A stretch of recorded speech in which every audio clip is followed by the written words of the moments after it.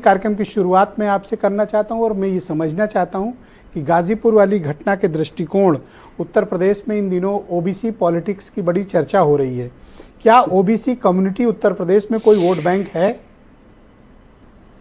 देखिए, गाजीपुर की घटना जो है ये एक सामान्य घटना है और जिस तरीके से घटना के बाद जो परिस्थितियां उत्पन्न हुई वो भी असामान्य घटना।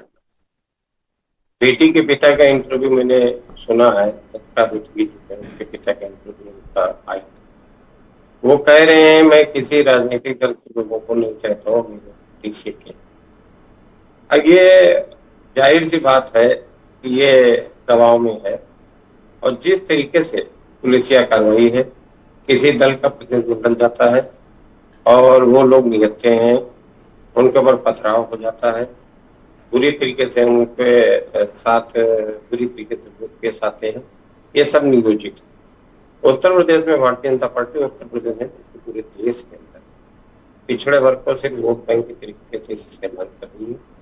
उनको मुख्य धारा से बाहर, जो थोड़ा बहुत लोग मुख्य धारा में थे उससे बाहर लेने के लिए वो अपनी पूरी योजना पे अमल कर रही, काम कर रही। तमाम उदाहरण आपके सामने है। बड़ी मुश्किल से 7 अगस्त 1990 को इस देश को मंडल कमीशन मिला था और मंडल कमीशन मिलने के बाद बड़ी मुश्किल से कुछ लोग, कुछ जातियां थोड़ा सा मुख्य धारा में आई, लेकिन भारतीय जनता पार्टी। सांसद जी, क्या आपको लगता है कि उत्तर प्रदेश में वो भी ओबीसी कोई वोट बैंक है?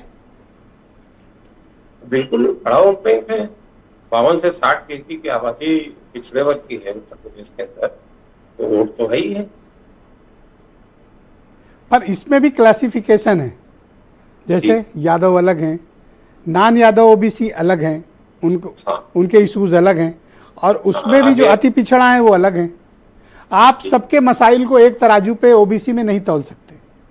बिल्कुल ठीक बात है कि मैं आपकी बात सुन रहा था, आपने कमीशन का भी उल्लेख किया है, ये बिल्कुल ठीक बात है। पिछड़ों में भी अगर रिजर्वेशन के कारण कुछ जातियां या कुछ अपने संघर्षों के द्वारा आगे बढ़ गई, कुछ पीछे रह गए, तो जब हमको सबको मुख्य धारा में लाने का हम प्लान करके चलते हैं, तो जो जातियां पीछे रह गई, जैसे भोजवाल है, तेली है, प्रजापति है, तमाम इस तरीके की जातियां हैं जिनकी संख्या थोड़ी कम है भले, लेकिन वो मुख्य धारा से बिल्कुल बाहर, तो उनको हमको लाना चाहिए समाज के अंदर मजबूती के साथ, और उनके लिए हमारी पार्टी, हमारे जननेता आदरणीय राहुल जी प्रयास कर रहे हैं। अच्छा, आपकी पार्टी के ऊपर आरोप लगते हैं कि मुद्दा समाजवादी पार्टी उठाती है और आप उसके पीछे लपकने की कोशिश करते हैं। आप कहेंगे तो मैं उदाहरण दे दूंगा।